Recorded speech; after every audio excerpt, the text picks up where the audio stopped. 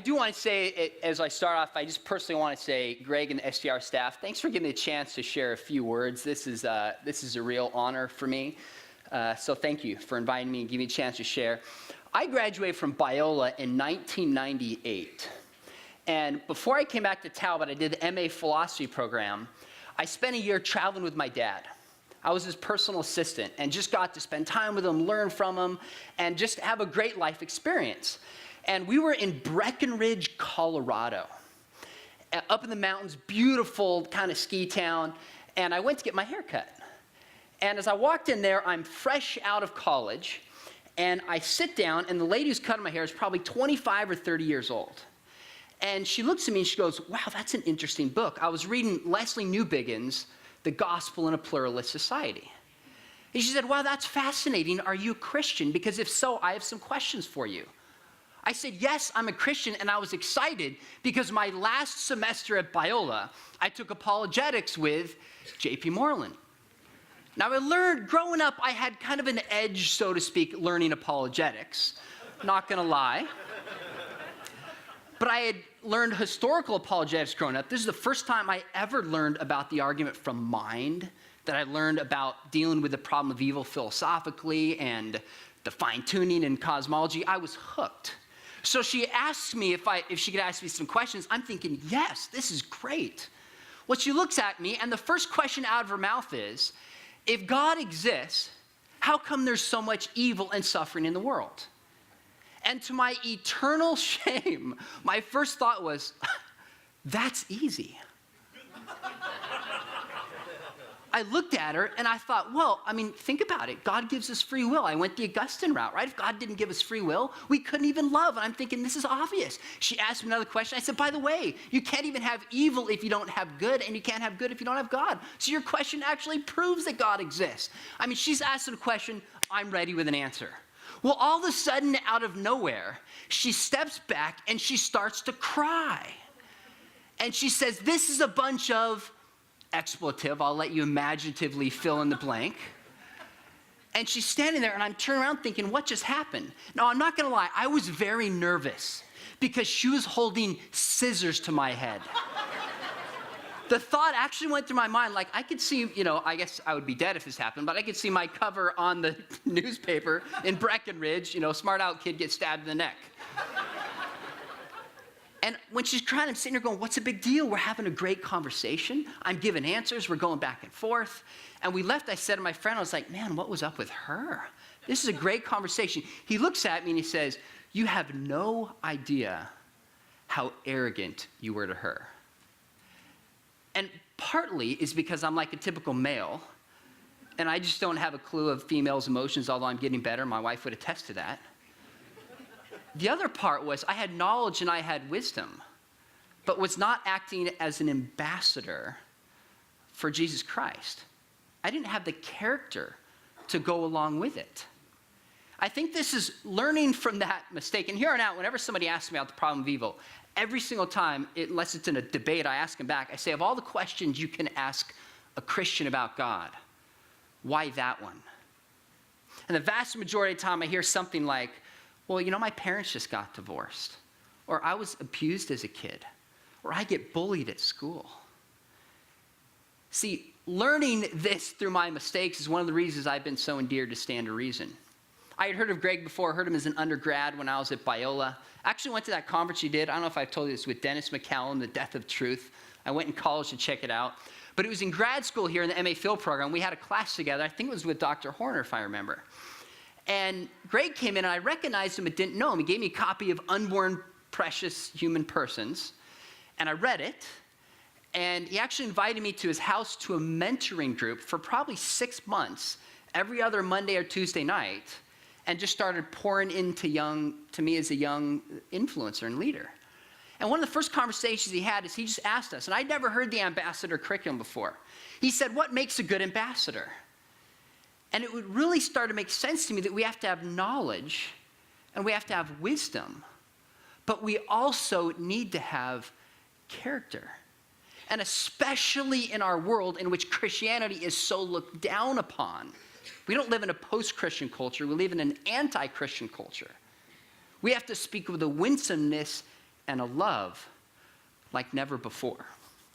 See, one of the things I love to do is I love to do an atheist role play when I go to a school or a church. It's something that Brett is fantastic at. I've had him do it with my school many times. Where I show up, I've done it with pastors, with youth pastors. I've done it with teachers, students. I've done it with groups of 12. And actually one time, a stadium with 6,000 junior high and high school students. I set microphones up around the room. And what I do is I'll come in and I'll introduce myself. I say that I'm about to do an atheist role play. And then I'll turn around this direction, and when I come back, I'll put a hat on or I'll put a jacket on, and then I'll try to reason people and out of their faith and respond like an atheist might. Well, very quickly, it becomes apparent when people start looking at me like they're deer in the headlights, that I don't care from teachers, youth pastors, down to students. Very quickly, the vast majority of people in the church don't have a clue why they believe what they believe. And I've come to realize that face to face. The task that we have moving forward in equipping the church. But there's something else that I've learned. And it saddened me in one way, but motivated me in another. Which is the way, even when I'm still Sean McDowell role-playing an atheist, the way many people will actually treat me. So when I was speaking at this place with 6,000 students, I turned around. I'd never done it with a group this size. I turned around, and the very first thing I hear is a group of students in the front booing me, Mr. Atheist. Boo, boo, go home, we don't want you here. And I just stopped and I was stunned. And I started to speak. I said, I can't believe this. I said, why are you booing me as an atheist? Isn't this a Christian conference? Of course, I knew that it was. I was role-playing. I said, didn't Jesus say something about loving your enemies? Did I miss that? I said, oh, wait, didn't Paul say something? That if you have words of prophecy, but you don't have love, you have nothing. And Paul says in 1 Corinthians 13, what did he say? He said, if you speak words, you speak in tongues, but have not love, you're like a clanging cymbal. And I just laid into these students about how they're being unloving. And you could hear a pin drop in the stadium, which proves there's a God, because there were junior hires.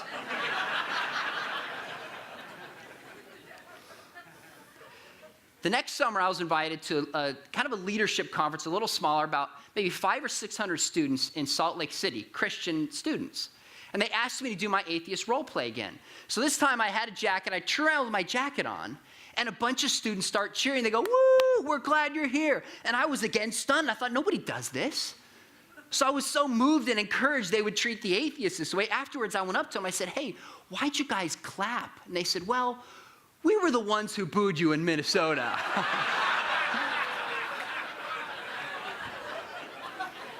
And you know what I realized? They got the point. They got the point. I was at a camp in Texas, probably 2 summers ago, really hot, just in July in Texas. And again, they asked me to do my atheist role play. And as I started off, as I was engaging with these students, it became clear really fast that these students didn't have a clue why they believed what they believed. Very fundamentalist. The Bible says that settles it. And they were getting frustrated, having worse and worse arguments. I kind of felt bad for them until this lady stands up, or a girl, she was a high school student, kind of my front left middle, about maybe where those cameras are. She stands up and she says, you know what? I got something to read for you from the Bible. I said, you know, I'm not a Christian, I'm an atheist. I don't believe the Bible's inspired. You know that, right? She says, I don't care, listen up. This high school student turns to Psalms 14:1, which says, what? The fool says in his heart, there is no God. And she sits down. And I said, so let me make sure I understand what you're doing. You're publicly in front of all your friends calling me a fool. She said, that's right. Sitting down, and a bunch of people start cheering. What was interesting that night is when we were done, a girl, sometimes afterwards, people want to talk and students are asking questions. This girl sat on the side about right near me here and waited until everybody was gone. She walked up to me. She said, Sean, can we talk for a minute? I said, sure. She said, I want to thank you for defending atheism tonight and at least given a good shot at defending atheism fairly. I think that's how she worded it. I said, well, sure, why? She said, because I'm an atheist. I said, well, really? I'm glad you're here. Why are you at a Christian camp? She said, well, I'm actually a leader in my youth group. And I looked about as stunned as some of you do right now. I said, you're an atheist and you're a leader in your youth group. I said, well, tell me about that. And she said, well, not too long ago, I started having some questions. And she started asking me the classic questions about God and about the Bible. Some good questions. I think she was 17 years old. She said, as I asked my youth pastor, he said, you shouldn't ask those questions. Don't doubt, just believe. So I asked my pastor, and he said the same thing. And I said, well, have you told anybody that you're an atheist? She said, no. I said, why not? She said, because I'm afraid they would treat me exactly like they treated you tonight. I got her permission. She said the next day I could share it to the camp. And again, it was a pin drop. See, it's occurred to me that oftentimes in Christian circles, we talk about the atheists and the postmodernists and the homosexuals or whatever group it is, and we write them off. And sometimes when we label people, it's harder to love people. And it seems to me Stand to Reason is a ministry about loving people. That's why we do apologetics, right? Even Paul said in 1 Corinthians 13, he said, love speaks truth. Apologetics is a way to love people. That's why we do it. I tell my students, I say, look, if you're not doing apologetics or evangelism from a heart of love, please don't do it, because you're going to cause more damage than you are going to cause good. In 2010, a friend of mine, Jonathan Morrow, who's a pastor in Tennessee, we got together and decided to write a book called Is God Just a Human Invention? And we were responding to the new atheists. There's a lot of books that deal with the science or the theology or the history. And we kind of want to have a comprehensive response to them, but change the tone in terms of how the dialogue often goes back and forth. So we went after Dawkins and Harris and Dennett and all the new atheists and responded to them forcefully with what we at least think are good arguments, but did it as lovingly and respectfully as we could. And my hope is that a lot of skeptics would read it, but of course it was done by Koukl, a Christian publisher, so Christians are reading it. So I started thinking, how do I actually get more engagement, so to speak, with skeptics and atheists? So I got the idea that I would call the head of the Skeptic Society, the free thinkers of Orange County, where I live. I called him up. I said, hey, my name's Sean McDowell, and I wrote this book. And he had actually seen a debate that I had done. And I said, I wrote this book called Is God a Human Invention, responding to what the atheist arguments are. I'd be willing to come to your group and sit at your meeting on the hot seat for 2 hours. And you can just fire questions at me, whatever questions you want to ask. Now, I don't know about you, but that sounds like a lot of fun to me. And he said, sure. So I went to the group. My wife was there, and my pastor came, and we went about an hour kind of to central or northern Orange County into this home, and there was about 20 of us there. There was a college student who is an atheist, up to a woman probably in her 70s.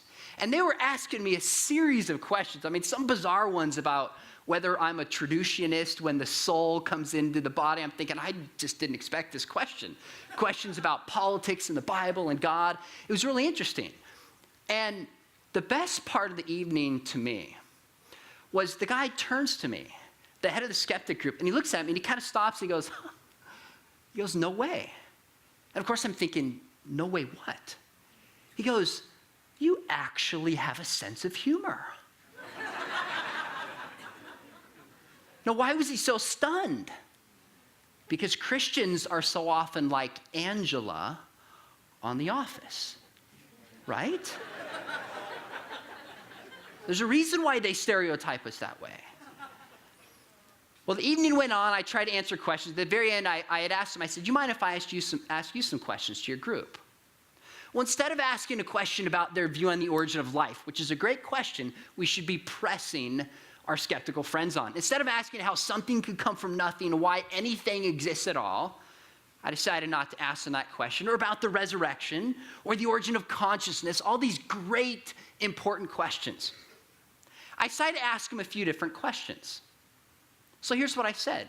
I opened up by saying, I'm actually here to learn, and I'm here to listen to what you have to say. So I opened up by saying, what can Christians do better to reach skeptics? What can we do to more effectively reach your group? And instantly, a girl, actually a woman, she's probably 70 or 75 years old, she said, listen. I mean, she just said it immediately. I said, well, what do you mean? She said, well, all my Christian friends want to tell me why I'm wrong. They want to tell me what I'm supposed to believe. But they never actually listen to my words and entertain the thought that my viewpoint might be valid. She looked at me, she said, why should I listen to my friends when they never listen to me? Another fellow piped up and he said, stop all the atheist jokes. I thought, man, because I've got some good ones. And he actually said, he goes, sometimes he grew up, he actually had a son who goes here, interestingly enough, still. He grew up as a Christian, totally left his faith. Now he has a pro-skeptical ministry, I guess you would call it. And he said, sometimes I'll sneak in the back of a church, occasionally, and I'll just listen. People don't know who I am. They don't know why I'm there. He said, time and time again, I'll hear some joke or a comment at the expense of atheists. And I remember thinking, you know, this guy's got a complex. It's not that bad. The next week or 2 weeks later, I'm in church, and the pastor tells a joke at the expense of atheists. And my wife grabbed my leg. It still hurts. She's squeezing it because she has some family members who are atheists. I thought, you know what? We have a blind spot. I don't even know that we realize sometimes the words that we use, the things that we say, and what it communicates to a non-believing world. I don't know that we fully realize that. I don't care if you have all the knowledge. I don't care if you have all the wisdom. If we don't speak winsomely with character, it doesn't matter. And by the way, we have the knowledge on our side. We are winning the argument of truth. Many skeptics have admitted this, like Quinton Smith in a famous article not too long ago. He said if you locked up Christians and atheists philosophically in a room, he said the Christians would win on every single issue. We're winning on truth. In fact, William Lane Craig alone is winning the argument on truth. But we're not always winning people. I know there's moral issues and there's a lot of dynamics, but I'm convinced that one of them is the character or lack thereof in many of us in the Christian community. You know, the next morning after I went to that skeptic group, I got an email, and the subject line was kindred spirit. That's what it said, the subject. I opened it up. It was an email from an atheist philosophy major in a college not too far from here. And he grew up in a Christian home again, walked away from his faith, and he wrote off, he said, I want to thank you for coming to our group and being reasonable in what you believed, but being willing to listen. It shows that you value us as human beings.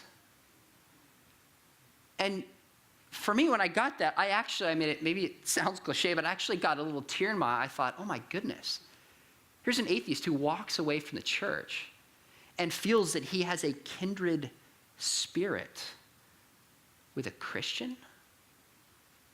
That's powerful. Because you know what I think happens sometimes? The more we go to Christian conferences, the more we read Christian books, sometimes the less we actually do apologetics. There's a book back there, I saw it up here, called Apologetics for a New Generation. Brett and Alan and Greg have contributions in it. And so does Dan Kimball, a friend of Stand to Reason. And Dan talked about how when he became a Christian, all of a sudden, he has a great chapter in there. He starts talking about how he started reading apologetic books, he went to apologetic conferences, he started apologetic Bible studies. And then after time, he realized that the more he learned in apologetics, the less he was actually spending time with non-believers. And that can happen. I teach at a Christian school. I write Christian books. I speak at Christian events. It's easy to fall into this trap. My question for you is, as we celebrate Stand Reason, this ministry that's had an incredible ministry, we can look and say, whew, I'm glad Greg and Alan and Brett and the staff is out there making a difference. Or we can ask ourselves a question and say, in the opportunities God has given me, am I reaching out and putting hands, so to speak, on this and making it happen from the ground up? That's how we're going to change a generation. Is that every grandpa, everybody takes ownership and says, I'm going to find one person. I'm going to find a group of 5. I'm going to engage them. I'm going to listen to them. I'm going to love on them. I'm going to speak truth and actually put this into practice. That's how we make a difference. It's kind of fun. This student, I won't mention his name, but I actually mentor him. So I mentor an atheist philosophy student. And it's fun. He's one of the sharpest students that I know. If he never becomes a Christian, it's still been a fantastic relationship to get to know somebody who challenges my thinking and is a lot further ahead at his age than I was. Do you put apologetics into practice? Do you do it? Do you really reach out from a heart that's broken and love people? Because that's what it's about, right? And if we celebrate and we go home and we don't do it in our lives, it doesn't matter. I invited a Mormon friend of mine to speak to my class, and I prepped my students. I said, look, ask them good questions, but I don't want to see any looks on your eyes or any snide comments. Treat this guy with dignity and respect. And when it was done, he said, he goes, man, I get invited to these, he mentioned some churches, I won't mention who they are. He said, I get invited to these events, and the students are sitting there with what he called their anti-Mormon propaganda. And all they want to do is prove me that I'm wrong instead of listen, actually have a dialogue. He said, your students ask good questions, but they were respectful. I gave him a More Than a Carpenter. He's read it twice, and we're supposed to get together soon and have coffee and just talk about it. I mean, that's pretty cool. So here's my question for you as we wrap up. I think, and I've heard you mention this on the radio a couple times. I think persecution is coming for Christians in America in a way we have never experienced it before. It's going to cost young people their reputation. It might cost them their job. It might cost them their education. The church is going to suffer because of it. I hope I'm wrong about this, but I think the handwriting is on the wall. We have a choice how we respond. We can act out of the knowledge that God is sovereign and that God hasn't let go of the steering wheel. And we can respond in love. Or we can respond defensively and angrily, which is not going to honor God and make a difference for the kingdom. Amen? Thanks for letting me share, Greg. It's an honor. I'll tell you this before we wrap up. I was thinking about in preparation for this, just the impact. I don't even know that I've told you the level of impact you've had on my life. I listen to the podcast every week, read your books, going back to the mentoring one. You've had a significant influence on me, probably more than you realize, and through me onto my students. So thanks for that. Thanks to all the staff for what you're doing. You are making a difference, and keep it up. So God bless. Biola University offers a variety of biblically centered degree programs, ranging from business to ministry to the arts and sciences. Visit biola.edu to find out how Biola could make a difference in your life.